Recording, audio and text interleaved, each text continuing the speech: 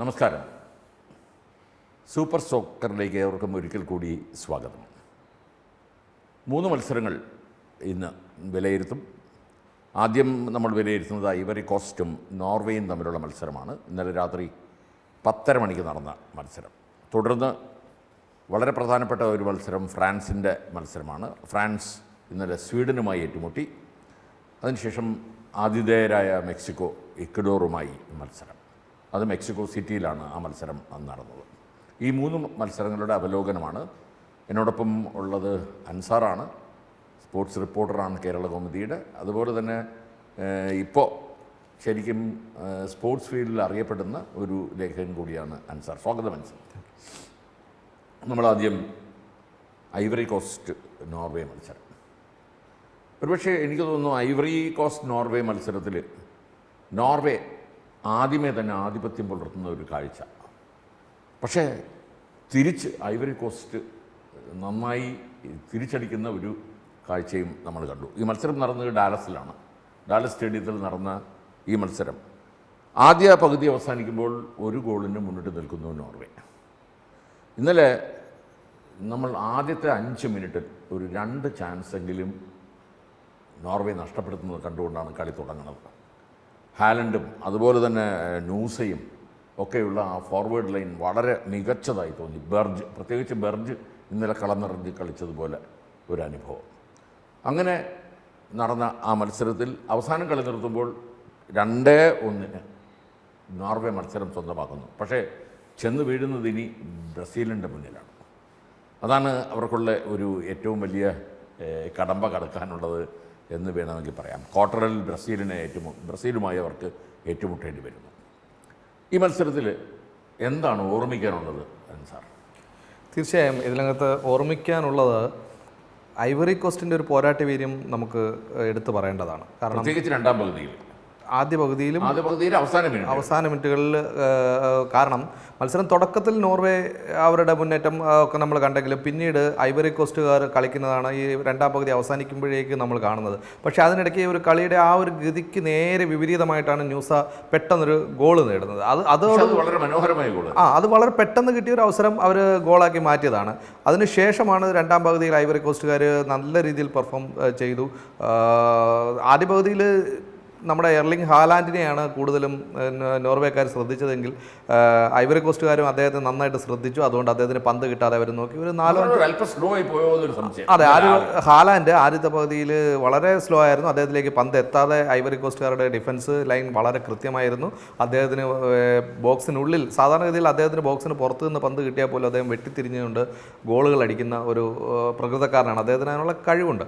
അപ്പം അത്രയും ശക്തനായ ഒരു സ്ട്രൈക്കറെ കൃത്യമായിട്ട് മാർക്ക് ചെയ്ത് സ്കെച്ച് ചെയ്തിടാൻ അവർക്ക് ഐവറി കോസ്റ്റുകാർക്ക് കഴിഞ്ഞു എന്നുള്ളത് ഒരു വിജയം തന്നെയായിരുന്നു. പക്ഷേ അതിനിടയ്ക്ക് ആണ് ന്യൂസെ അവരിൽ നിന്നും പന്ത് കൈക്കലാക്കി കൊണ്ടുപോയി ഗോൾ അടിച്ചതും. അതും അദ്ദേഹത്തിൻ്റെ ഗോളും വളരെ നല്ല കർൾ ചെയ്ത് കൃത്യമായിട്ട് വലയിലേക്ക് ഇങ്ങനെ വളഞ്ഞു കയറുന്ന ഒരു മഴവില്ല് പോലെ കയറുന്ന ആ ഒരു ഗോളിൻ്റെ ഒരു നല്ല സൗന്ദര്യമുള്ള ഒരു ഗോൾ തന്നെയായിരുന്നു അത്. അല്ല, അവിടെ ഈ ക്രെഡിറ്റ് മുഴുവനും ഓട്ടേഗാർഡിനാണ് കൊടുക്കേണ്ടത്. ഓട്ടേഗാർഡ്, അവരുടെ ക്യാപ്റ്റൻ മാർട്ടിൻ ഓട്ടേഗാർഡാണ് അവരെ സംബന്ധിച്ചിടത്തോളം അവരുടെ ഒരു മിഡ്ഫീൽഡിലെ നെടുന്തൂണാണ് അദ്ദേഹം. അദ്ദേഹം നൽകുന്ന പാസുകളാണ് പലപ്പോഴും അപകടകാരികളാവുന്നു. അത് മുന്നോട്ട് പോകുന്നു. ഇപ്പോൾ ഹാലാൻഡിനായ ഗോൾ അടിക്കാനായാൽ പോലും ഒഡേഗാർഡാണ് കഴിഞ്ഞ മത്സരത്തിലും പന്ത് കൊടുത്തത്. അപ്പോൾ ഒഡേഗാർഡിൻ്റെ ആ ഒരു പാസിംഗ് സ്കില്ലും കൃത്യമായ കണക്കൂട്ടലോടുള്ള ക്രോസുകളും ഒക്കെ നോർവേയെ വളരെയധികം സഹായിച്ചു. അതുപോലെ തന്നെ രണ്ടാമത്തെ ഗോള് ഹാലാൻഡ് അടിക്കുമ്പോൾ ഹാലാൻഡിൻ്റെ ആ ഗോളിനകത്ത് ഹാലാൻഡല്ല, അവിടെ ഒരു മനുഷ്യൻ്റെ പ്രതിമ വെച്ചാൽ പോലും ഒരുപക്ഷെ അത് ഗോളായി മാറുന്ന രീതിയിലേക്കുള്ള അത്രയ്ക്ക് ഒരു വെണ്ണ പോലെയുള്ള പാസ്. അതിനകത്തോട്ട് കാല് ചുമ്മാ ഒന്ന് വെച്ചാൽ മതി, വെച്ച് കൊടുത്ത കണക്കുള്ള ഒരു പാസ്സായിരുന്നു അതിലേക്ക്. അങ്ങനെ അത്രയും നല്ല രീതിയിലേക്കാണ് ആ ഒരു പാസ്സൊക്കെ അവിടെ വരുന്നത്. അപ്പോൾ അത്രയും മനോഹരമായ രീതിയിൽ നോർവേക്ക് മുന്നേറാൻ കഴിഞ്ഞു. അതോടൊപ്പം തന്നെ ഐവറി കോസ്റ്റ്, നമുക്കറിയാം ആഫ്രിക്കയിലെ ഏറ്റവും മികച്ച രാജ്യങ്ങളിലൊന്നാണ് ഐവറി കോസ്റ്റ്. അവരുടെ കളി ഗ്രൂപ്പ് റൗണ്ടിൽ അത്ര അങ്ങോട്ട് ഗംഭീരമെന്ന് പറയാൻ കഴിയുന്നില്ല. ഇപ്പോഴും അവർ പുറത്തായി എങ്കിലും ഐവറി കോസ്റ്റിൻ്റെ തനതായ ശൈലിയിൽ ഐവറി കോസ്റ്റ് കളിച്ചോ എന്ന് ചോദിച്ചാൽ ചില സമയങ്ങളിൽ കളിച്ചു എന്ന് മാത്രമേ ഇന്നലെയും പറയാൻ പറ്റൂ. അതെ, ഐവറി കോസ്റ്റ് നമുക്ക് ഈ ആഫ്രിക്കൻ പ്രത്യേകിച്ച് ആഫ്രിക്കൻ ടീം എന്നൊക്കെ പറയുമ്പോൾ ഈ ഫ്രാൻസ് ടീമിൽ 26 പേര് 21 പേരും ആഫ്രിക്കയിൽ നിന്നുള്ളവരാണ്. ഈ ഫ്രഞ്ച് ടീമിൻ്റെ മുന്നേറ്റക്കാരൻ വിങ്ങറായ പിന്നെ അദ്ദേഹത്തിൻ്റെ സഹോദരൻ കളിക്കുന്നത് ഐവറി കോസ്റ്റിലാണ്. അപ്പോൾ ഈ യൂറോപ്യൻ ഫുട്ബോളിലേക്ക് ഏറ്റവും കൂടുതൽ പ്രതിഭകളെ സംഭാവന ചെയ്ത ആഫ്രിക്കൻ രാജ്യങ്ങൾ അവരുടെ ദേശീയ ടീമിന് വേണ്ടി കളിക്കുമ്പോൾ പലപ്പോഴും അവർക്ക് അത്രയും മിടുക്കന്മാരെ കൊണ്ടുവരാൻ പറ്റില്ല. കാരണം മിടുക്കന്മാരെല്ലാം യൂറോപ്പ് കൊണ്ടുപോകുകയാണല്ലോ. അതെ തീർച്ചയായിട്ടും യൂറോപ്യൻ ക്ലബ്ബുകളിലാണ്. അതെ, ക്ലബ്ബുകളിലല്ല, യൂറോപ്യൻ ടീമുകളിൽ. 21 പേര് ഫ്രഞ്ച് ടീമിൽ, 14 പേര് ഇംഗ്ലണ്ട് ടീമിൽ, 11 പേര് നെതർലാൻഡ്സ് ടീമിൽ. ഏത് യൂറോപ്യൻ രാജ്യത്തിൻ്റെ ടീമിലാണ് ആഫ്രിക്കയിൽ വേരുകളുള്ള കളിക്കാരില്ലാത്തത്? തീർച്ചയായിട്ടും. അപ്പോൾ ആഫ്രിക്കയുടെ കരുത്ത് യൂറോപ്പ് സ്വാംശീകരിച്ചിട്ടാണ് അവർ ഇത്രയും മികവ് കാണിക്കുന്നത്. ഇപ്പം നോർവേ പക്ഷേ ഒരു സ്കാൻഡിനേവിയൻ രാജ്യമാണ്. നോർവേയുടെ ടീമിൽ താരതമ്യേന ആഫ്രിക്കൻ കളിക്കാർ കുറവാണ്.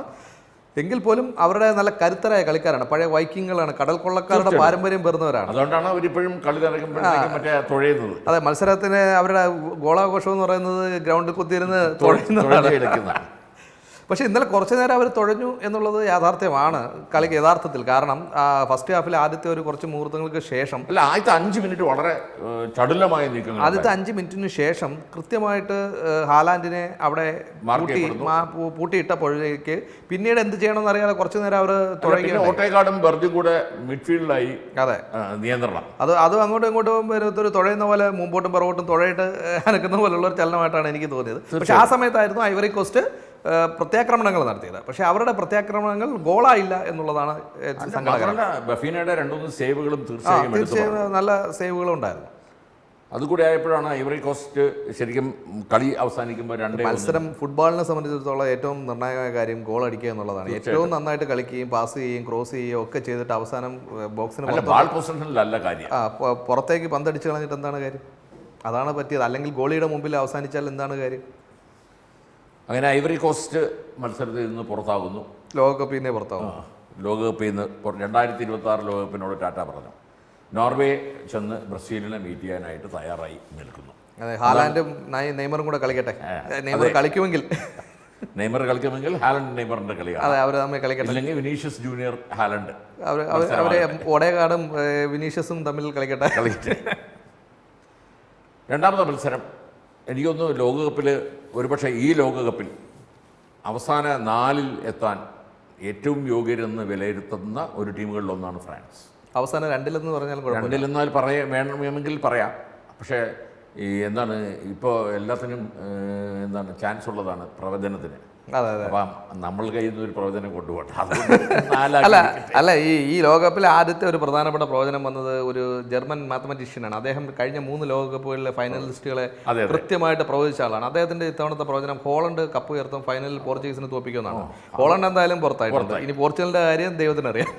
അല്ല, പോർച്ചുഗലിനെ ഇതുവരെയുള്ള കളി കണ്ടിട്ട് ഒരു ക്വാർട്ടറിലേക്ക് എത്തുമോ എന്ന് പോലും കണ്ടറിയണം എന്നാണ് ഇപ്പോൾ കാണേണ്ടത്. അത് പ്രീ ക്വാർട്ടറിൽ ഏറ്റവും വലിയൊരു ശക്തിയുള്ള ടീമാണ് ക്രൊയേഷ്യ. അവരെ കറുത്ത കുതിരകളെന്നൊക്കെ നമ്മൾ പല ലോകകപ്പുകളിലും വിശേഷിപ്പിച്ചവരാണ്. തീർച്ചയായിട്ടും. പിന്നെ ക്രിസ്ത്യാനോയുടെ ഏറ്റവും അടുത്ത കൂട്ടുകാരനായിരുന്നു ലൂക്ക മോഡ്രിച്ച് റയൽ മാഡ്രിഡിൽ. അപ്പോൾ ആ കൂട്ടുകാർ തമ്മിലുള്ള ഒരു മത്സരമാകും അടുത്തത്. എന്തായാലും ദശാംസിൻ്റെ ഫ്രാൻസ്, എംബാപ്പയുടെ ഫ്രാൻസ്, അത് ഓരോ കളികളിലും മികച്ച കളി കാഴ്ചവെക്കുന്നു എന്നുള്ള കാര്യത്തിൽ സംശയമില്ല. കഴിഞ്ഞ മത്സരത്തിൽ മാത്രമാണ് എംബാപ്പയെ ഗോളടിക്കാത്തത്. അതിൻ്റെ പകരം തീർത്ത് എണ്ണം പറഞ്ഞ 2 ഗോളുകൾ ഈ മത്സരത്തിൽ എംബാപ്പെ സ്വന്തമാക്കി. അങ്ങനെ മെസ്സിയോടൊപ്പം 6 ഗോളുകൾ എന്ന നിലയിലെത്തി നിൽക്കുന്നു എംബാപ്പെ. ഇന്നലെ മത്സരം ആരംഭിച്ചത് സ്വീഡൻ ആദ്യമേ ഒരു ഡിഫൻസീവ് സ്റ്റൈലാണ് പിന്തുടരുന്നത്. പ്രത്യേകിച്ച് എംബാപ്പയെ എങ്ങനെ പൂട്ടണം, അതായിരുന്നു ശരിക്കും ഡിഫൻസിൽ അവർ കേന്ദ്രീകരിച്ച പ്രധാന ഒരു അടവ് എന്ന് വേണമെങ്കിൽ പറയാം, അല്ലെങ്കിൽ തന്ത്രം എന്ന് നമുക്ക് വേണമെങ്കിൽ പറയാം. പക്ഷേ അവിടെ നിന്നെല്ലാം രക്ഷപ്പെട്ട് എംബാപ്പെ 2 പ്രാവശ്യം നിർവഹിച്ചു. ഒരു പ്രാവശ്യം ഡിക്ക് പുറത്തു നിന്ന്, മറ്റത് വളരെ നേരത്തെ അൻസാർ പറഞ്ഞതുപോലെ തന്നെ തളികയിലെന്നോളം എംബാപ്പയ്ക്ക് നൽകിയ ഒരു പാസ് എംബാപ്പെ നിഷ്പ്രയാസം അത് ഗോളാക്കി മാറ്റുന്ന കാഴ്ചയും കണ്ടു. അതിനുശേഷം ബാർക്കോളയുടെ ഗോൾ 53-ാം മിനിറ്റിൽ, അതായത് ഫസ്റ്റ് ഹാഫിൽ 1 ഗോളിന് ലീഡ് ചെയ്ത് നിന്ന ഫ്രാൻസിന് ഹാഫ് ടൈം കഴിഞ്ഞ് ആദ്യത്തെ 10 മിനിറ്റിനുള്ളിൽ വീണ്ടും ബാർക്കോല അവിടെ ഒലീസയ്ക്കാണ് ഈ ഫുൾ മാർഗം കൊടുക്കേണ്ടത്. ഈ 2 ഗോളിനും, അതായത് അവസാനം എംബാപ്പെ നേടിയ ഗോളും അതിനു മുൻപ് ബാർക്കോള നേടിയ ഗോളിനും ശരിക്കും അതിൻ്റെ മുഴുവൻ ക്രെഡിറ്റും പോകേണ്ടത് ഒലീസയ്ക്കാണ്. വളരെ ഭംഗിയായി മാർക്ക് ചെയ്യപ്പെടാതെ നിന്ന് ആൾക്കാരുടെ കാലുകളിലേക്ക് ബോൾ എത്തിക്കാനുള്ള കഴിവ്, രണ്ടുപേരുടെ കഴിവ്, പ്രത്യേകിച്ച് റാബിയോട്ട്, ഒലീസ്, അതുപോലെ ബാർക്കോള, ഇവരുടെയൊക്കെ ഒരു മികവ് ഇന്നലെ മധ്യനിരയിൽ കണ്ട ഒരു മത്സരം കൂടിയാണ് ഇന്നലെ ഫ്രഞ്ചിൻ്റെ മത്സരം. അവിടെ ദശാംശിൻ്റെ കണക്ക് കൂട്ടലും കൂടിയായപ്പോൾ വളരെ ഭംഗിയായി ഓരോ കളികളിലും മികവുറ്റ പ്രകടനം കാഴ്ചവെച്ച് ഇന്നലെ ന്യൂയോർക്കിലെ കാണികളെ കോരിത്തെരിപ്പിച്ചു ഫ്രാൻസ് എന്ന് പറയുന്നതിൽ അതിശയോക്തി ഉണ്ടാകും എന്ന് തോന്നുന്നില്ല. വളരെ കൂടുതൽ സമയവും ചിലപ്പോൾ സ്വീഡൻ കളിക്കാർ പോലും കാഴ്ചക്കാരായി നിന്ന ഒരു മത്സരമാണ് ഇന്നലെ ഫ്രാൻസ് കാഴ്ചവെച്ചത്. വളരെ കൃത്യതയോടുകൂടിയുള്ള പാസ്, ആ പൊസിഷനിങ്ങിലും പാസിങ്ങിലുമൊക്കെ നമ്മൾ അവരുടെ ആ സ്റ്റാറ്റസ് നോക്കിയാൽ നമുക്കറിയാം. തീർച്ചയായും ഇന്നലെ ഏത് രീതിയിലും എല്ലാ വശത്തും മുന്നിട്ട് നിന്നത് ഫ്രാൻസ് തന്നെയാണ്. ഈ ലോകകപ്പിൽ ഒരുപക്ഷെ കലാശ പോരാട്ടത്തിൽ ഒരു ടീമായി മാറിയാൽ പോലും അതിശയിക്കേണ്ടതില്ല എന്നുള്ള പ്രകടനത്തോടു കൂടി ഫ്രാൻസ് കളി ജയിക്കുന്നു ഏകപക്ഷീയമായ 3 ഗോളുകൾക്ക്. എങ്ങനെ കാണുന്നു അൻസാർ ഈ മത്സരം? തീർച്ചയായും ഫ്രാൻസിനെ സംബന്ധിച്ചിട്ട് സ്വീഡൻ ഒരു ഇരയെ ആയിരുന്നില്ല എന്ന് ആ മത്സരത്തിൻ്റെ തുടക്കത്തിൽ തന്നെ വ്യക്തമാകുന്ന രീതിയിലാണ്. അവർ എംബാപ്പയെ ഡിഫെൻഡ് ചെയ്യാൻ വേണ്ടിയിട്ട് പരമാവധി ശ്രമിച്ചെങ്കിൽ പോലും അദ്ദേഹത്തിൻ്റെ ആദ്യത്തെ ഗോൾ കാണുമ്പോൾ തന്നെ അറിയാം അദ്ദേഹത്തിൻ്റെ ഒരു പ്രതിഭയുടെ ആ ഒരു ലീലാവിലാസം. കാരണം 3 ഡിഫൻഡർമാർ മുമ്പിൽ തന്നെ ഉണ്ടായിരുന്നിട്ട് അവർക്കിടയിലൂടെ പന്ത് കൃത്യമായിട്ട് കാലുകളിൽ കോർത്തെടുത്ത് വലയിലേക്ക് കയറ്റിവിടാൻ അദ്ദേഹത്തിന് കഴിയുന്നത് അദ്ദേഹത്തിൻ്റെ ഒന്ന് പ്രതിഭ, 2 എക്സ്പീരിയൻസ് എന്നുള്ളതാണ്. ഇത് 3ാമത്തെ ലോകകപ്പാണ് എംബാപ്പെ കളിക്കുന്നത്. ഇനിയും 2 ലോകകപ്പിനുള്ള 2 ബാക്കിയോ അല്ല, അറ്റ്ലീസ്റ്റ് 29 വയസ്സേ ഉള്ളൂ. ക്രിസ്ത്യാനോ റൊണാൾഡോ 41ാമത്തെ വയസ്സിലാണ് കളിക്കുന്നത്. ഇനിയൊക്കെ ഒരുപാട് ലോകകപ്പുകൾ ഇഞ്ചുറി ഒന്നും ഇല്ലാതിരിക്കുകയാണെങ്കിൽ വരട്ടെ. നമുക്ക് ഈ വിനീഷ്യസ് നമ്മുടെ നെയ്മർ പോലെ പ്രതിഭ തീർച്ചയായിട്ടും അസാമാന്യ പ്രതിഭ തന്നെയാണ്, പ്രതിഭയാണ്, പ്രതിഭാസമാണെന്നൊക്കെ പറയുന്നത് പോലെ തന്നെയാണ്. കാരണം 6 ഗോളുകൾ ഈ ലോകകപ്പിൽ തന്നെ അടിച്ചു ഇതിനകം. അത് ഒരു മത്സരത്തിൽ ഗോൾ അടിച്ചില്ല. മെസ്സി എല്ലാ മത്സരങ്ങളിലും ഗോൾ അടിച്ചിട്ടാണ് 6-ലെത്തിയതെങ്കിൽ ആദ്യം ഹാട്രിക്കാണ്. എംബാപ്പെ എല്ലാ മത്സരങ്ങളിലും ഗോൾ അടിച്ചില്ല. കഴിഞ്ഞ മത്സരത്തിൽ അദ്ദേഹത്തിന് ഗോൾ അടിക്കാനായില്ല. അന്ന് ഒസ്മാനെ ഡെമ്പലയാണ് ഹാട്രിക് അടിച്ചത്. അത് 24 മിനിറ്റിനകത്ത് ഹാട്രിക് അടിക്കും. അപ്പം ഫ്രാൻസ് കുതിക്കുകയാണ്. തുടക്കത്തിലെ ഫ്രാൻസ് കുതിച്ച് ഉയർന്ന് ചാടുകയാണ്. ഈ റാബിയോട്ട്, ഡെമ്പാലെ, അതുപോലെ തന്നെ ഒലീസെ, ബാർക്കോള, പിന്നെ ഇവരുടെ ഒരു ഗെയിം പ്ലാൻ അത് നമ്മൾ ഇന്നലെയും വളരെ വ്യക്തമായി കണ്ടതാണ്. ഒപ്പം പറഞ്ഞോളൂ. അല്ല, തീർച്ചയായും നമ്മളിപ്പോൾ ഗോൾ അടിക്കുന്നവരുടെ പേരിൽ മാത്രമാണ് നമ്മളെപ്പോഴും വാഴ്ത്തുപാട്ടുകൾ ഉണ്ടാവുന്നത്. പക്ഷേ ഗോൾ അടിപ്പിക്കാൻ പന്ത് കൊടുക്കുന്നവരെയും ഗോൾ അടിക്കാതെ നോക്കുന്നവരെയും പലപ്പോഴും അതിനാണ് അസിസ്റ്റ് ഇപ്പോൾ പ്രത്യേകം നോട്ട് ചെയ്യുന്നത്. അത് നമ്മൾ പിന്നെ കളി കാണുമ്പോൾ നമുക്ക് ഗോൾ അടിക്കുന്നവരുടെ ആഹ്ലാദ പ്രകടനങ്ങളും ഗോൾ അടിക്കുന്നവരാണ് താരങ്ങളെന്ന് തോന്നും. പക്ഷേ ഈ പന്ത് അവിടെ വരെ എത്താനുള്ള തന്ത്രങ്ങൾ, ഡിഫൻസിൽ നിന്ന് എതിരാളികളുടെ കയ്യിൽ നിന്ന് അത് തട്ടിച്ചെടുക്കാനുള്ള ഡിഫൻസിൻ്റെ മികവ്, ഇതൊക്കെ തന്നെയാണ്. ഇപ്പോൾ നമ്മൾ കഴിഞ്ഞ ദിവസം പിന്നെ നമ്മൾ പല കളികളും കണ്ടു. അപ്പോൾ ഗോൾ അടിച്ചത് ആരാണ് എന്നുള്ളതിനപ്പുറത്തേക്ക് ആ ഗോൾ എങ്ങനെ വന്നു എന്ന്, ആ പന്ത് ഗോളിന് തൊട്ട് മുമ്പുള്ള ആ പന്തിൻ്റെ ചലനങ്ങൾ മൊത്തം സൂക്ഷിച്ചു നോക്കിയാൽ നമുക്കറിയാം മിഡ്ഫീൽഡിൽ ഏറ്റവും മികച്ച മിഡ്ഫീൽഡിലുള്ള ടീം മാത്രമേ ലോകകപ്പിൽ കിരീടം ഉയർത്തിയിട്ടുള്ളൂ. ആദ്യം തൊട്ട് അവസാനം വരെയും വിജയിച്ചിട്ടുള്ളൂ. 1-2 സ്ട്രൈക്കർമാരെ കൊണ്ടുവന്ന എല്ലാ ടീമുകളും. എന്തുകൊണ്ടാണ് അർജൻറ്റീനയ്ക്ക് 2010 ലോകകപ്പിൽ ഡീഗോ മറഡോണ കോച്ചായും ലയണൽ മെസ്സി അദ്ദേഹത്തിൻ്റെ പീക്ക് ഫോമിൽ നിൽക്കുന്ന മെസ്സി ക്യാപ്റ്റനായി ഉണ്ടായിരുന്നിട്ട് പോലും എന്തുകൊണ്ട് അവർക്ക് കഴിയുന്നില്ല?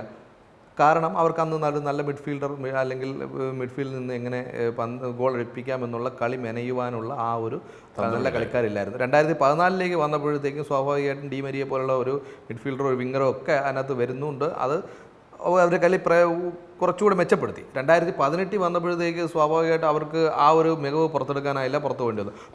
മറഡോണയ്ക്കൊപ്പം കളിക്കാൻ ബുർജാഗ ഉണ്ടായിരുന്നു. അതെ, ഇത് ഈ നമ്മൾ 2022 ബ്രസീൽ പിന്നെ അർജന്റീന ലോകകപ്പ് എടുക്കുമ്പോഴും അവരുടെ പെർഫോമൻസ് നമ്മൾ വിലയിരുത്തുമ്പോൾ നമ്മൾ അപ്പോഴും മെസ്സിയെക്കുറിച്ച് മാത്രമേ നമ്മൾ വാഴ്ത്തുപാട്ടുകൾ ഉണ്ടാക്കുന്നുള്ളൂ. പക്ഷേ അന്നും അവരുടെ ഡിഫൻസ് അല്ലെങ്കിൽ ഡി മരിയ നൽകിയ അസിസ്റ്റുകൾ ഇതൊന്നും പലപ്പോഴും പലരും കാണാതെ പോകും. നമ്മൾ ഏറ്റവും ശ്രദ്ധിക്കേണ്ടത് സ്പെയിൻ 2010 തൊട്ട്, അതായത് 2008 മുതൽ 2012 വരെയുള്ള കാലഘട്ടത്തിൽ സ്പെയിൻ ഒരു വല്ലാത്തൊരു ശക്തിയായിരുന്നു. കാരണം 2 യൂറോ കപ്പ്, ഒരു ലോകകപ്പ് ഒക്കെ നേടിയത് അവരുടെ മിഡ്ഫീൽഡിൽ ആന്ദ്രേ ഇനിയസ്റ്റ, ഷാവി, അങ്ങനെയുള്ള ഷാവി, ഇനിയസ്റ്റ, കളിക്കാർ ഉണ്ടായിരുന്നത് കൊണ്ട് മാത്രമാണ്. അല്ല ഡേവിഡ് വിയ എന്ന് പറയുന്ന ഒരു ഗോൾ സ്കോറർ ഉള്ളതുകൊണ്ടല്ല. ഇപ്പോഴും മിറോസോവ് ക്ലോസിന്റെ പേരിൽ റെക്കോർഡ് ഇത്തവണയാണ് മെസ്സി മറികടന്നത്. അതുവരെ മിറോസോവ് ക്ലോസിന്റെ പേരിലായിരുന്നു ലോകകപ്പ് റെക്കോർഡ്. പക്ഷേ മിറോസോവ് ക്ലോസ് ഗോൾ ഫിനിഷ് ചെയ്യുന്നതിന് അപ്പുറത്തേക്ക് ഒരു ഗോളും പന്ത് കൊണ്ടുവന്ന് ഗോൾ അടിക്കുന്നില്ല. അതേസമയം മെസ്സിയെ നമ്മൾ എന്തുകൊണ്ടാണ് കൂടുതലും ഇത്രയും ആരാധകരുണ്ടാവുന്നത്? മെസ്സി പന്ത് മിഡ്ഫീൽഡിൽ നിന്ന് ലഭിക്കുന്ന പന്തുമായി വന്ന് ബോക്സിനുള്ളിൽ വെട്ടിച്ച് കയറി ചെയ്യുന്ന പഴയ മറഡോണ ടച്ച് ഉണ്ടല്ലോ, ദൈവത്തിൻ്റെ ഗോൾ പോലുള്ള ഗോളുകൾ കണ്ടെത്തിയ അതുപോലെ ഉള്ള ഗോളുകൾ അടിക്കാൻ കഴിയുന്ന ഒരു മാസ്മരികമായ ഒരു കഴിവ് മെസ്സിക്കുണ്ട്. തികച്ചും ഫുട്ബോളിൽ എപ്പോഴും നമ്മൾ ശ്രദ്ധിക്കേണ്ടത് ഏറ്റവും അത്യാവശ്യമായിട്ട് വേണ്ടത് നല്ലൊരു ഡിഫൻസാണ്. അതിനുശേഷമാണ് മിഡ്ഫീൽഡ് വേണ്ടത്. ഈ നല്ല ഡിഫൻസ് മിഡ്ഫീൽഡ് ഉണ്ടെങ്കിൽ മാത്രമേ അവിടെ സ്ട്രൈക്കർക്ക് ഗോൾ അടിക്കാൻ പന്ത് കിട്ടുകയുള്ളൂ. അടിസ്ഥാനമാണ് ആദ്യം വേണ്ടത്. അതിന് മുകളിൽ വയ്ക്കുന്ന അലങ്കാരമാണ് സ്ട്രൈക്കർ. ആ സ്ട്രൈക്കർ മികച്ചതായിരുന്നാൽ നന്നായി കിട്ടുന്ന അവസരങ്ങൾ ഫിനിഷ് ചെയ്യാൻ പറ്റും. പല ടീമുകൾക്കും സ്ട്രൈക്കർ മികച്ചതല്ലാത്തതുകൊണ്ട് മാത്രമാണ് എത്ര നല്ല അവസരങ്ങൾ ഉണ്ടാക്കിയാലും അവിടെ ചെന്ന് ഡിഫൻസിന് മുമ്പിൽ ചെന്ന് വീണു പോകുന്നത്. അല്ല, നമ്മൾ പല ടീമുകളും പറഞ്ഞപ്പോൾ അങ്ങനെയാണ് പറഞ്ഞത്, സ്ട്രൈക്കറുടെ അഭാവം എന്ന് പറഞ്ഞു. ഇപ്പോൾ നമ്മൾ എംബാപ്പയെ പോലെയോ അല്ലെങ്കിൽ മെസ്സിയെ പോലെയോ അല്ലെങ്കിൽ ഹാർലൻഡിനെ പോലെയോ ഒക്കെ ഉള്ള ആൾക്കാർ ഒരു ടീമിൽ ഒരാളുണ്ടാകണം എന്ന് പറയുന്നതും അതുകൊണ്ട് തന്നെയാണ്. പല മികച്ച ടീമുകൾക്കും മെച്ചപ്പെട്ട അല്ലെങ്കിൽ ഭേദപ്പെട്ട ഒരു സ്ട്രൈക്കറുടെ അഭാവം ഫിനിഷ് ചെയ്യാൻ ഒരു പ്രത്യേക പാഠവും കാരണം ഡിഫൻഡർക്ക് ഇവിടെ കാനഡയിലെ ഡേവിഡിനെ പോലും നമ്മൾ അതുകൊണ്ടാണ് അന്ന് ഒരു പ്രശംസിച്ചത്. മികച്ച സ്ട്രൈക്കർ തന്നെയാണ്. അതായത് തീരുമാനങ്ങൾ എടുക്കാൻ ഡിഫൻഡർക്ക് കിട്ടുന്നതിന്റെ പകുതി സമയമേ മിഡ്ഫീൽഡർക്ക് കിട്ടൂ. മിഡ്ഫീൽഡർക്ക് കിട്ടുന്നതിന്റെയും പകുതി സമയം മാത്രമേ സ്ട്രൈക്കർക്ക് കിട്ടൂ. കാരണം അത്ര പെട്ടെന്നായിരിക്കും അദ്ദേഹത്തിലേക്ക് പന്ത് വരുന്നത്. ഡിഫൻഡർക്ക് സമയമെടുത്ത് ചിന്തിച്ച് ഒക്കെ ചെയ്യാൻ പറ്റും. ഒരു 10 സെക്കൻഡ് വരെ അവിടെയാണല്ലോ മെനയുന്നത്. അതെ, അവിടെ അദ്ദേഹത്തിന് പിന്നെ കളിയുടെ വേഗത കുറയ്ക്കാം ഒക്കെ ചെയ്യാം. പക്ഷേ ബോക്സിനകത്ത് പന്ത് ചെന്ന് കഴിഞ്ഞാൽ പിന്നെ വേഗത കുറയ്ക്കാൻ കഴിയില്ല. അതിനെ എങ്ങനെ ഫിനിഷ് ചെയ്യാം എന്നുള്ളതാണ്. ആ ഒരു ഫിനിഷിംഗ് സ്കിൽ അതൊരു എന്താണ് ഒരു വല്ലാത്തൊരു സ്കില്ല് തന്നെയാണ്. അത് പിന്നെ സ്ട്രൈക്കർമാർക്ക് അത് ഉണ്ടായിരിക്കേണ്ടത് ഏറ്റവും അടിയന്തരമായിട്ടുള്ള ഒരു അത്യാവശ്യമായിട്ടുള്ള കാര്യമാണ്. തീർച്ചയായും അവിടെയാണ് എംബാപ്പെ മറ്റുള്ളവരെക്കാളും വ്യത്യസ്തനാകുന്നത്. ആ എംബാപ്പയുടെ എണ്ണം പറഞ്ഞ 2 ഗോളുകൾ 74 മിനിറ്റിലും ഹാഫ് ടൈമിന് മുമ്പ് ഏകദേശം ഹാഫ് ടൈമിൻ്റെ അവസാന വിസിലിനോട് അടുപ്പിച്ച് 45-ാം മിനിറ്റിൽ നേടിയ 2 ഗോളുകൾ. അതോടുകൂടി ഈ ലോകകപ്പിൽ 6 ഗോൾ നേടി മെസ്സിക്കൊപ്പം എത്തുകയും ചെയ്തു. ഇനിയും മത്സരങ്ങൾ ബാക്കിയുണ്ട്. ആരാകും ഈ ഗോൾഡൻ ബൂട്ടിന് അവകാശി എന്നുള്ളത് തവണ ഭയങ്കര കടുക്കും കേട്ടോ. കാരണം തീർച്ചയായിട്ടും മെസ്സിയുണ്ട്, എംബാപ്പയുണ്ട്, ഹാലാൻഡ് 5 ഗോളായി. ഒരു ഘട്ടത്തിൽ 4 ഗോളുള്ള കുറച്ച് ആൾക്കാർ പുറകിൽ ഉണ്ട്. ഡെമ്പലെ 4 ഗോളായിട്ടുണ്ട്. അപ്പോൾ ഇവരൊക്കെ ഇനിയും മത്സരങ്ങളിൽ നോക്കൗട്ട് മത്സരങ്ങളാണ്, അതൊക്കെ വരാനിരിക്കുന്നേ ഉള്ളൂ. ഇനി പിന്നെ കുറച്ചുകൂടെ കഴിയുമ്പോൾ അതായത് പ്രീ ക്വാർട്ടറൊക്കെ വരുമ്പോഴത്തേക്ക് ഏറെക്കുറെ തുല്യശക്തികളുടെ പോരാട്ടമാവും. ചിലപ്പോൾ ഗോളുകളുടെ എണ്ണം ഒന്ന് കുറയും. ഇപ്പം തന്നെ 220 ഗോളായിട്ടുണ്ട്. അത് ഒരു ലോകകപ്പിൽ കഴിഞ്ഞ ലോകകപ്പിലാണ് 172 ഗോൾ എന്താണ് പറഞ്ഞത്. ഇപ്പോൾ അതിൻ്റെ ഇരട്ടി മത്സരങ്ങളായി, 104 മത്സരങ്ങളായി എന്നുള്ളത് നമ്മൾ കണക്ക് കൂട്ടണം. തീർച്ചയായും 42 ടീമുള്ളപ്പം സ്വാഭാവികമായിട്ടും പക്ഷേ ഗോളുകളുടെ ശരാശരി കൂടി ഒരു മത്സരത്തിൽ മിനിമം 3 ഗോളെങ്കിലും ഉണ്ടാകുന്ന രീതിയിൽ, അതും ഏകപക്ഷീയമായിട്ടുള്ള ഗോളുകളല്ല, തിരിച്ചടികൾ ഉണ്ടാകുന്നുണ്ട്. ഈ ലോകകപ്പിൽ അരങ്ങേറിയ ഡ്രോ വരെ 2 മത്സരത്തിൽ കണ്ടതാ. അല്ല, ഈ ലോകകപ്പിൽ ആദ്യമായിട്ട് ലോകകപ്പ് കളിക്കാനെത്തിയ ടീം വരെ ഗോൾ അടിച്ചിട്ടേ പോയിട്ടുള്ളൂ. ഇപ്പോൾ ഉസ്ബെക്കിസ്ഥാൻ ആയാലും കോങ്കോ ആയാലും കോങ്കോയിലെ കാബോ വെറുതെ ആയാലും കുറോസോ ആയാലും അവർക്ക് കുറോസോയും ജർമ്മനിയുടെ നെഞ്ചത്താണ് ആദ്യത്തെ ഗോൾ അടിച്ച് പഠിച്ചത്. അങ്ങനെ അവസാന മത്സരം ഇന്ന് രാവിലെ നടന്ന മത്സരം ആതിഥേയരായ മെക്സിക്കോ സിറ്റിയിൽ ആതിഥേയരായ മെക്സിക്കോ ഇക്വഡോറിൽ. ഈ സ്റ്റേഡിയത്തിൽ ഇതുവരെ മെക്സിക്കോ കളി തോറ്റിട്ടില്ല എന്നുള്ളതാണ് ഏറ്റവും വലിയൊരു പ്രത്യേകത. ഇപ്പോൾ മത്സരം തുടങ്ങുന്നതിൻ്റെ പലരും ഈ മത്സരം എങ്ങനെയായിരിക്കും എന്ന് സംസാരിച്ച് തുടങ്ങുക, അല്ലെങ്കിൽ പ്രിവ്യൂ പറഞ്ഞത് ഇവിടെ മെക്സിക്കോ തോറ്റിട്ടില്ല. ഈ 2 മത്സരം സമനിലയിലായതൊഴിച്ചാൽ കളിച്ച ബാക്കി എല്ലാ മത്സരങ്ങളും മെക്സിക്കോ വിജയിച്ച ഒരു ഗ്രൗണ്ടാണത്. ആ വിജയം വീണ്ടും ആവർത്തിച്ചു ഇന്ന് രാവിലെ മെക്സിക്കോ ശരിക്കും എന്താണ് ഈ ഗ്രൗണ്ടിൽ 2 നോർത്ത് അമേരിക്കൻ സ്റ്റൈലും സൗത്ത് അമേരിക്കൻ സ്റ്റൈലും കണ്ട ഒരു മത്സരമാണ് ഈ മത്സരം. മെക്സിക്കോയും എക്വഡോറും തമ്മിലുള്ള മത്സരം. നമുക്കെല്ലാം അറിയാം, ശക്തി കൊണ്ട് 2 പേരും മികച്ചവരാണ്. ആഫ്രിക്കൻ ശക്തി ഒരു ഭാഗത്താണെങ്കിൽ മറ്റേ നോർത്ത് അമേരിക്കയുടെ ശക്തി തീർച്ചയായിട്ടും മെക്സിക്കോ കാണിക്കുന്ന ടീമാണ് മെക്സിക്കോ. ഇക്വഡോർ ശരിക്കും നമുക്കെല്ലാം അറിയാം, വാലൻസിയ എന്ന അവരുടെ ക്യാപ്റ്റൻ അവരെ മുന്നിൽ നിന്ന് നയിക്കുന്ന ഒരു ടീമാണ്. പക്ഷേ ഇന്ന് രാവിലെ വാലൻസിയയ്ക്ക് കാര്യമായി ഒന്നും ഈ ടീമിന് ചെയ്യാൻ കഴിഞ്ഞില്ല എന്നുള്ളതാണ് ഏറ്റവും വലിയ ഒരു സത്യം. അതുപോലെ തന്നെ ഒർണാണ്ടസ് നയിക്കുന്ന ഡിഫൻസ്, ഫ്രാങ്കോയും ഒർണാണ്ടസും പാച്ചോയും ഒക്കെ ഇന്നലെ ശരിക്കും വേർത്ത് കളിക്കേണ്ടി വന്നു എന്ന് പറയുന്നതിൽ ഒരത്ഭുതവുമില്ല. മാത്രമല്ല പ്രത്യേകിച്ച് ക്വിലിനോസും ജിമിനസും ഒക്കെ ചേർന്നുള്ള അപകടകരമായ പല മുന്നേറ്റങ്ങൾ, ഒപ്പം റോമോയും ആൽവറോയും അവരെ സഹായിക്കാൻ എത്തിയതോടുകൂടി മത്സരം തീർച്ചയായും കടുത്തു എന്ന് പറയുന്നതാണ്. ആദ്യ പകുതി അവസാനിക്കുമ്പോൾ തന്നെ 2 ഗോളിൻ്റെ ലീഡ് മെക്സിക്കോ നേടിക്കഴിഞ്ഞു. ആദ്യ ഗോൾ നേടിയത് 22-ാം മിനിറ്റിലാണ്. അത് ക്വിലിനോസ് ഈ ലോകകപ്പിൻ്റെ ആദ്യ ഗോൾ നേടിയ 2026 ലോകകപ്പിൻ്റെ ആദ്യ ഗോൾ നേടിയ ആളാണ് ക്വിലിനോസ്. 2026 ലോകകപ്പിൻ്റെ 2ാം ഗോൾ നേടിയ ആളാണ് ജിമിനസ്. അവർ രണ്ടുപേരുമാണെന്ന് ഹാഫ് ടൈമിന് മുമ്പ് മെക്സിക്കോയെ മുന്നിലെത്തിച്ചത്. അതിനുശേഷം അവസാനം കളി അവസാനിക്കുന്നതുവരെ ഈ 2 ഗോളിൻ്റെ ലീഡിൽ മെക്സിക്കോ പിടിച്ചു നിന്നു. എന്നു മാത്രമല്ല മെക്സിക്കോ നിരന്തരമായി അറ്റാക്കുകളും നടത്തി. വളരെ ഭംഗിയായ ഒരു മത്സരം. ഞാൻ നേരത്തെ സൂചിപ്പിച്ച സൗത്ത് അമേരിക്കൻ നോർത്ത് അമേരിക്കൻ ശൈലിയിലുള്ള ഒരു മത്സരം. ശരിക്കും മെക്സിക്കോ സിറ്റി ആസ്വദിച്ച ഒരു മത്സരം. എങ്ങനെ വിലയിരുത്തുന്നു അൻസാർ? കഴിഞ്ഞ രാത്രി ഈ മെക്സിക്കോയുടെ ഏറ്റവും വലിയ ഗുണം എന്താണ്? മെക്സിക്കോ ആതിഥേയരാണെന്നുള്ളതാണ്. തീർച്ചയായും അവരുടെ സ്വന്തം നാട്ടിൽ സ്വന്തം സ്റ്റേഡിയത്തിൽ കളിക്കാൻ കഴിയുന്നു എന്നുള്ള വലിയൊരു ഇത് തന്നെയാണ്. ഇക്വഡോർ കഴിഞ്ഞ രാത്രി ഇക്വഡോർ താരങ്ങളെ ഉറക്കാൻ മെക്സിക്കൻ ആരാധകർ സമ്മതിച്ചിട്ടില്ല. കാരണം ഇക്വഡോർ ആ ടീമിൻ്റെ ഹോട്ടലിൻ്റെ മുറ്റത്തും പരിസരത്തും എല്ലാം വലിയ പെരുമ്പറകൾ മുഴങ്ങി ഡ്രംസ് നേരം വെളുക്കുവോളം അവരവിടെ വാദ്യഘോഷമൊക്കെ നടത്തി.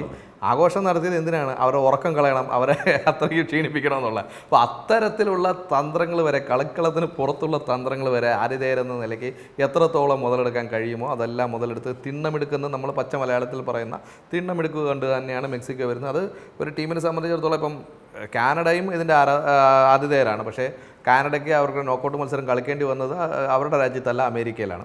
പക്ഷേ മെക്സിക്കോയുടെ ഒരു ഭാഗ്യം നോക്കണം. മെക്സിക്കോയുടെ മത്സരം അവരുടെ ഏറ്റവും പ്രധാനപ്പെട്ട സ്റ്റേഡിയത്തിൽ തന്നെ, ആദ്യ മത്സരം കളിച്ച സ്റ്റേഡിയത്തിൽ തന്നെ കളിക്കാൻ കഴിയുന്നു എന്നുള്ളത് വളരെ പ്രധാനമാണ്. പിന്നെ അവരുടെ ആരാധകരുടെ ആരവങ്ങളൊക്കെ ശരിക്കും അവിടെ മറ്റൊരു കാര്യം കൂടി, സ്റ്റേഡിയത്തിൽ ഈ അവരുടെ കളിക്ക് പുറത്ത് ടിക്കറ്റില്ല. അതെ, അതാണ് അവരുടെ ഏറ്റവും വലിയ ഒരു വേറെ രാജ്യക്കാർക്കും ടിക്കറ്റ് സോൾഡ് ഔട്ടാണ്. അതെ, അവർ വേറൊരു രാജ്യക്കാരനെ അല്ലെങ്കിൽ എതിർ രാജ്യക്കാർക്ക് ഫിഫ നിർബന്ധിക്കുന്ന കുറച്ച് ഇവർക്ക് കൊടുക്കണം. അതിനൊഴിച്ച് ബാക്കി ടിക്കറ്റെല്ലാം അവരുടെ രാജ്യത്ത് തന്നെ വിറ്റഴിക്കുകയും അവരുടെ ആരാധകരെല്ലാം വളരെ ഇതാണ്. ശരിക്കും ഇന്നലെ പിന്നെ പച്ച നിറം കണ്ടപ്പോൾ ഒരുമാതിരി ഹാലളയിക്കാണ് ഇക്കഡോറുകാർക്ക്. കാരണം ഇവരെ അല്ലേ കണ്ടുകൊണ്ടിരിക്കുന്നത്. ഈ എങ്ങോട്ടാ തിരിഞ്ഞാലും മെക്സിക്കൻ ആരാധകരുടെ പച്ച ജേഴ്സി മാത്രമേ ഉള്ളൂ. ഇടയ്ക്ക് ചൂടുപിടിച്ച വാഗ്വാദങ്ങളും ഒക്കെ ഉണ്ടായി. കാരണം അവരെ മാനസികമായിട്ട് തകർക്കുക എന്നുള്ളത്, ഇപ്പോൾ എതിരാളിയെ മാനസികമായിട്ട് അവരുടെ എതിരാളിയുടെ ശക്തി തകർക്കുക എന്നുള്ളത് അതിൻ്റെ ഒരു പ്രതികരണവും നമ്മൾ കണ്ടു. കളി അവസാനിക്കാറായപ്പോൾ അവരുടെ 3ാം നമ്പർ താരം ഹിൻകാപ്പി ചുവന്ന കാർഡ് കണ്ട് പുറത്തായി. അതെ, അത് പുതിയ റൂൾ അനുസരിച്ചിട്ടുള്ളതാണ്. വാപത്തി സംസാരിച്ചാൽ റെഡ് കാർഡാണെന്ന് നേരത്തെ പറഞ്ഞിട്ടുണ്ടായിരുന്നു. അല്ല, അത് ക്ലബ്ബ് തലത്തിലൊന്നും ഇപ്പോഴും അത് റെഡ് കാർഡ് അല്ലാത്തത് കൊണ്ട് പലപ്പോഴും അവരത് ആ ഒരു ശീലത്തിന്, ഇപ്പം നമ്മളും അങ്ങനെയാണല്ലോ, ഈ കളി ചൂട് പിടിച്ചു വരുമ്പോൾ അല്ലെങ്കിൽ വാഗ്വാദം ചൂട് പിടിച്ചു വരുമ്പോൾ നമ്മൾ മറന്നു പോകുമല്ലോ. അതുപോലെ മറന്നു പോകുന്ന ഒരു സംഭവമാണ്. അത് ശരിക്കും മറ്റൊരാളെ അപമാനിക്കുന്നതിന് തുല്യമാണെന്ന് ഫിഫ കണ്ടെത്തിയതിനെ തുടർന്നായിട്ടാണ്. അല്ല, ഇത് എന്ത് പറയുന്നതെന്ന് അറിഞ്ഞൂടാ. ഇപ്പോൾ പലരും ഈ അശ്ലീലം പറയാനും വാപത്തി സംസാരിക്കുന്ന രീതിയാണ് അവലംബിച്ചിട്ടുള്ളത്. അത് ഈ ഫുട്ബോളിൽ പലരും റിപ്പോർട്ട് ചെയ്ത അനുസരിച്ച്, പ്രത്യേകിച്ച് റഫറിമാർ പലരും റിപ്പോർട്ട് ചെയ്ത് ഇതിൻ്റെ കാര്യം എന്ന് വെച്ചാൽ നമ്മളിപ്പം ഈ പല ഭാഷയിലുള്ള കളിക്കാരാണല്ലോ. ഇപ്പോൾ റഫറിമാർ വരുന്നതും മറ്റു രാജ്യങ്ങളിൽ നിന്നായിരിക്കും. അവർക്ക് ഈ പറയുന്നത് എന്താണെന്ന് മനസ്സിലാവില്ല. അവിടെയൊക്കെ നമുക്കറിയാം, നമ്മൾ ഇന്റർവ്യൂ കാണുമ്പോൾ അറിയാം, എല്ലായിടത്തും ദ്വിഭാഷയുണ്ടാവും. അതെ, അവർക്ക് പ്രത്യേകിച്ച് ക്രൊയേഷ്യക്കാരുടെ വേറെ ഭാഷ അറിഞ്ഞൂടാ. അവരവരുടെ ഭാഷ മാത്രമേ സംസാരിക്കുള്ളൂ. അതൊക്കെയാണ് അവരുടെ ഒരു പ്രധാനം. ഇപ്പോൾ ഇംഗ്ലീഷ് അറിയാവുക എന്ന് പറയുന്നത് സൂപ്പർ താരങ്ങൾക്ക് പോലും പലപ്പോഴും ഇംഗ്ലീഷിൽ അധികം സംസാരിക്കാൻ കഴിയണമെന്നില്ല. ഇപ്പോൾ ക്രിസ്ത്യാനോ റൊണാൾഡോയോ മെസ്സിയെ പോലുള്ളവർ, മെസ്സി സ്പാനിഷിലാണ് സംസാരിക്കുന്നത്. അപ്പോൾ അങ്ങനെയൊക്കെ ഉള്ളതുകൊണ്ട് ക്രിസ്ത്യാനോ ഇംഗ്ലീഷിലും സംസാരിക്കും. അദ്ദേഹത്തിൻ്റെ കഴിഞ്ഞ ദിവസത്തെ ഒരു ഇൻ്റർവ്യൂവിൽ അദ്ദേഹം മാഞ്ചസ്റ്റർ യുണൈറ്റഡ് ഇംഗ്ലണ്ട് ക്ലബ്ബിൽ എത്തിയപ്പോഴാണ് ഇംഗ്ലീഷ് പഠിക്കാൻ ശ്രമിച്ചതെന്ന് അദ്ദേഹം പറയുന്നുണ്ട്. അപ്പോൾ ഇപ്പം ക്രിസ്ത്യാനോ റൊണാൾഡോ നമുക്ക് ആരുമായിട്ടും കമ്പയർ ചെയ്യാൻ പറ്റില്ല. പ്രത്യേകിച്ച് അദ്ദേഹം ഒരു വ്യത്യസ്തനാണ്. അല്ല, അദ്ദേഹം കളിക്കളത്തിലും ജീവിതത്തിലും പലപ്പോഴും പലർക്കും റോൾ മോഡലാണ്. തീർച്ചയായിട്ടും അത് വല്ലാത്തൊരു ജന്മമാണത്. അല്ല, തീർച്ചയായിട്ടും അദ്ദേഹത്തെക്കുറിച്ച് സംസാരിക്കണമെങ്കിൽ നമുക്ക് ഈ 1-2 എപ്പിസോഡ് വേണം അദ്ദേഹത്തെക്കുറിച്ച് മാത്രം സംസാരിക്കാൻ. അത്രമാത്രം അസാമാന്യ ജീവിത മൂല്യങ്ങളെ എത്രത്തോളം വലുതായി കാണുന്നു എന്നുള്ളതാണ്.